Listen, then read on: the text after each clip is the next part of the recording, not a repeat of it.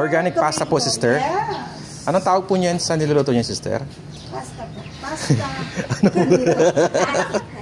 Organic pasta. Hindi nakita mukha ni sister. Sister, kaway, sister.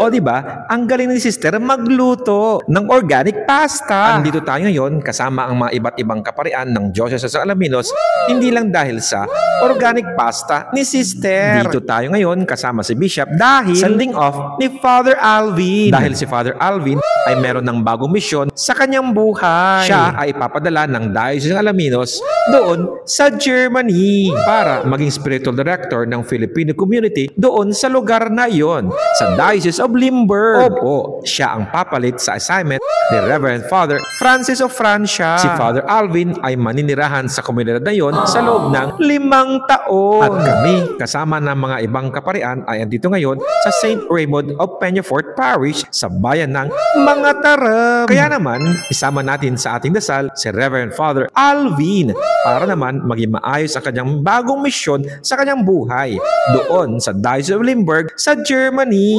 O kaya naman sa lahat ng mga kaibigan natin, pwede nyo dalawin si Father Alvin doon sa Germany. Tara na! At kay Father Alvin, huwag kang mag-alala. Isasama ka namin parati sa aming dasal upang magabayan ka ng ating Poong May Kapal. Ang pagdarasal na ito ay syempre kasama natin ang komunidad dito sa bayan ng Mga Tarab. At katulad ng sabi ni Father John Paul, huwag kang makalimot na mag-text sa amin o kaya naman tumawag. Yes, with Father Danny. Thank you po!